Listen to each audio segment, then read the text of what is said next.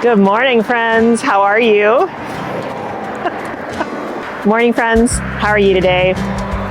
Today is a garden chores day. We have lots of little projects to get done. And the first one is to install our new chicken waterer.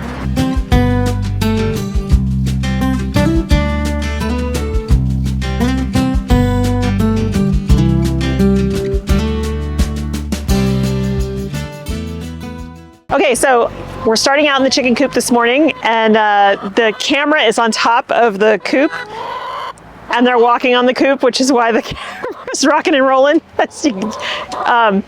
So what we're installing today is the CoopWorks water silo. It holds 8 gallons. This is it right here. There are lots of nipple openings for them. It will keep the water cleaner because it's not clear, and so you don't have to worry about bacteria and stuff really building up in there quickly.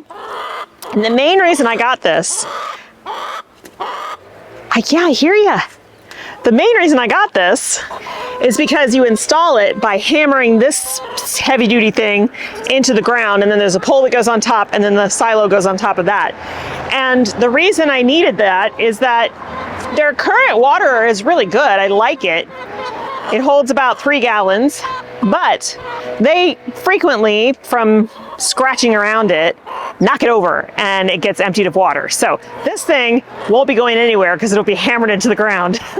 So I need to choose the right location to hammer it in first, because it's going to be there, and then we'll get the job done. Okay, so I'm thinking the most ideal spot, oh, this food is full and it's heavy, is actually right here where the food currently is. And my reasoning behind that is that it's out of the way. If I move the coop, it won't hit this, and this back corner is going to be sealed off. Well, I'm going to put the dog kennel back here when I start to integrate the new guys in here. So I need this back corner open for that. So in theory, we should just be able to hammer this into the ground and install the water.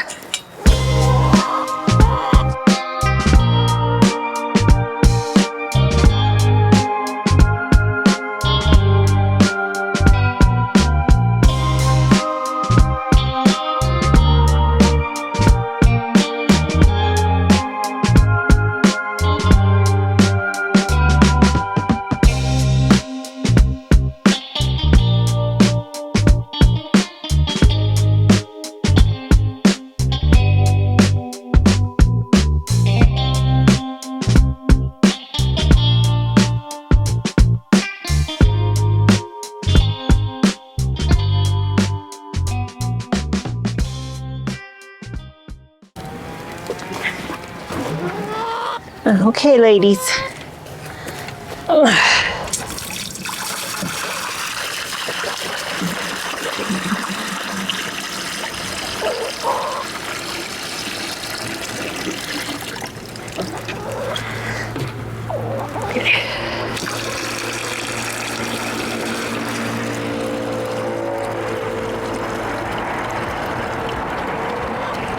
Here, look. Here we go.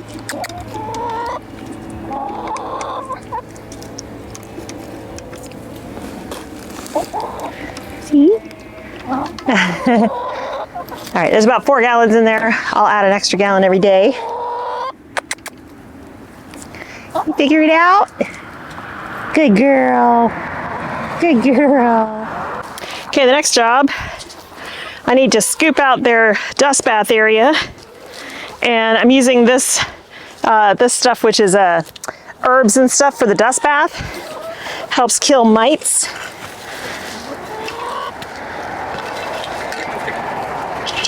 They rearrange things in here all the time.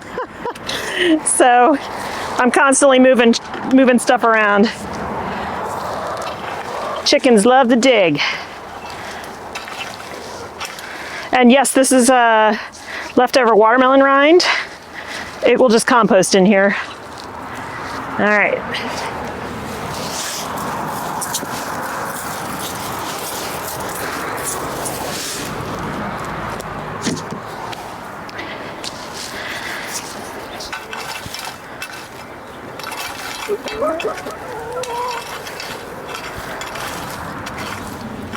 All right, ladies. So I'm gonna keep an eye on them to make sure that they have figured out how to use this waterer. Chickens are very curious, and so when you put something new in their environment, they're gonna check it out. So I think they'll figure it out pretty quickly, but I'm keeping the old one in here until they do. Next up, I want to peek underneath these high tunnels, these low tunnels, and see if everything still looks okay. Yep. So, we are hoping that nothing's getting in here to eat anything. And so far, so good.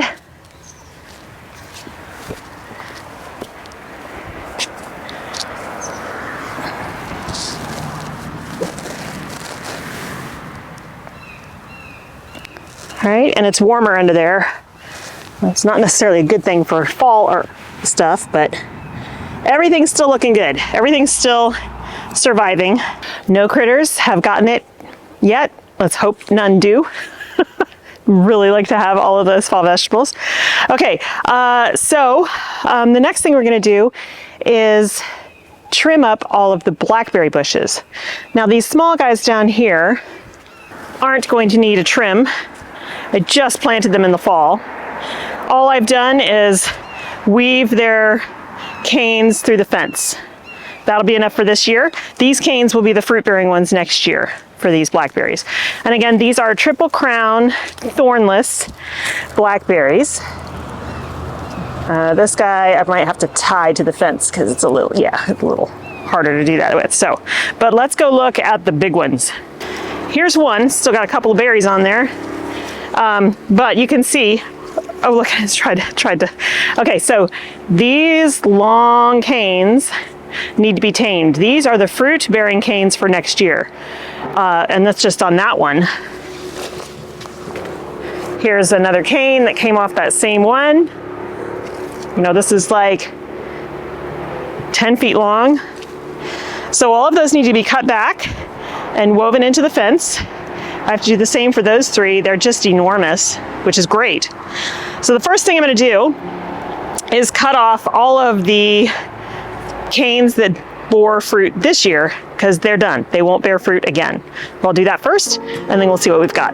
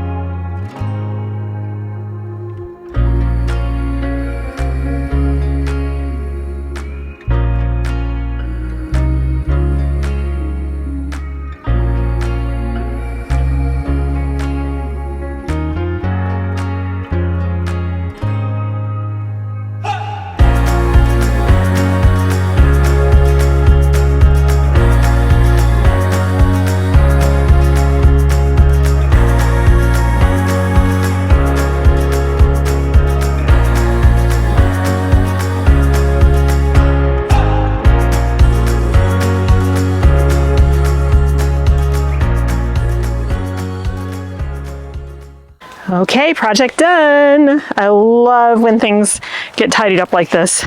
I mean, don't get me wrong, we had a great blackberry year and it was wonderful, but now it's all tidied up and it feels so good. Okay, so you see 3 canes here. The canes that I cut off at the ground were the ones that flowered and produced fruit this year. So those get removed. And now we've got these new canes that grew this year. I've cut them way back because a lot of them were 8-10 feet long. And I've woven them through the fence. And these are the ones that will carry fruit next year. And they'll also put out loads of side shoots to carry that fruit as well. So all of these are now tied up. They don't even really lose their leaves over the winter. They lose a few, but not many. So this is all tied up and it will all fruit next year, and it looks nice and tidy in here, and I love that. So in addition to getting work done at the new farm site, we did sign the lease and everything is a go. So this Saturday, we're going to go out there and do all the earth moving equipment and get a whole bunch of work done out there. But the other thing we're going to do here at the home farm, we have to have a retention wall put in the backyard. I've talked about it before, to replace the one that's already there because that one's really old and it leaks. And what happens is in a heavy rain event, we get a mudslide down there that goes into our pool, which then turns the pool into sludge, brown mud, muddy water, and it's damaging our pump. It's costing a fortune to clean it all the time. So that's a huge, huge project. It's not going to get done this year because the amount of time it takes to get permits and all that kind of stuff. So it won't be done until spring. But in order to do that project, the greenhouse cannot be where it is. So I did a lot of thinking. They said, well, we could move it out of the way for now, then they could do the work and we could move it back there. But I love that greenhouse. It was a kit greenhouse. I don't know how many times you can take it apart, put it back together. I don't want to treat it like IKEA furniture and then have it fall apart. So what we're going to do, we are still going to take it apart and put it back together once, but we're actually going to move it up here in a different location. So this is my raised bed garden. This was the first set of beds that ever went in this area. We had fenced it off with a little deer fence and the rest was wild. Basically, it was the woods all through here, except for this little plot. And then when we put the fence in, we cleared this whole area and it became our big home garden and flower farm. So these beds have been here for, gosh, I think since 2017 or 2018, 2017, I think. And, I've been, even though I always add compost to them and, I've just been seeing diminishing returns. So what I have decided to do, since we have plenty of room back here that's not flower farm anymore to grow vegetables and other food, and the pollinator patch is obviously going to stay, we're actually going to pull up these beds. I'm going to take these beds, they're made of redwood and they're still in great shape. They're not falling apart, they're not rotting at all. We're going to take these beds out to the new farm site and put them in the places where I can't have row crops. So they'll get it reused. We're going to level this whole platform and we're going to put the greenhouse here. And I am really excited about that because it makes so much sense to have everything all together. And so I won't be going back and forth between the back of the house and the front. Everything will be right here. This pad is plenty big for the greenhouse. I think it'll look really nice too, and it'll just feel, I don't know, it's exciting to think about. So we may end up relocating the pomegranate and maybe the asparagus beds, but I think for the most part we can stay on this somewhat graveled in area and we'll be just fine. The greenhouse is 9 by 12. This area is about 14 by 14. I think we will be fine. So that is the plan, and I think we might start disassembling these and getting this pad ready in September and October this year because I don't want to be, if we end up having a very wet year, I don't want to be trying to do soil work out here, getting this pad ready for to build something on while it's soaking wet. That's just a recipe for disaster. So I'd rather get the pad created and leveled, and then in like January, February timeframe when the greenhouse is not in a lot of use, we can move it here. So September, October, I have tons and tons of seedlings in there. And in fact, I have to start the seeds today and tomorrow, thousands of seeds and seedlings. So I can't do it right now. And then I start all of my spring stuff and all of my summer stuff I start usually in March. March is when they're thinking they're going to do the construction. So we'd have to get it out here before then anyway. So I think it's going to work out. We're also going to have electricity run here just from the house because it's very close. It's like 50 feet. It'll still be expensive, but that way I don't have to worry about rigging up janky systems like I have right now, which is like a bunch of extension cords to run the heater and the lights and all that stuff. It'll just be a whole better system all around. It will be in direct sun, whereas the one in the back is actually somewhat shaded, which is very helpful in a very hot environment like we have in the summertime. But I don't grow a lot of things in there in the summer. So I think it'll be okay. And I can get shade cloth for it. I'll still have a rain barrel on there. I'll still be collecting water and all that, but I'm gonna love this setup. It's gonna be super exciting. So yes, I will be losing some growing space, but that's okay. We have plenty out there. So I'm excited about this transition. Okay, I'm gonna go have some lunch and then we'll get on to the afternoon chores. There's a lot of them, so I'm not sure what I'm gonna do first. Well, I got some stuff done, but I didn't have you guys with me. Mostly, I cleaned out the chicken brooder, gave them some fresh bedding and all that kind of stuff. I got a new bucket mixed up with seed starting stuff, soil that I'll need for tomorrow when I start going through all the seeds. To start, this whole box and most of this box is the seeds that need to get starting tomorrow. So I'll get that done, but it's getting late in the day. I've got some kid stuff I need to do. So I'll come back with you guys tomorrow. I'm hoping tomorrow to not only start seeds, but to get the cottage garden all cleaned up and all those plants potted, or not potted up, but put into the ground, transplanted. So yeah, there's still lots of work to do. And Saturday, you'll definitely come with us when we start doing all the work on the new farm property. So thanks so much for hanging out with me today. I hope you have a wonderful time in your garden, and I'll see you in the next one. Bye.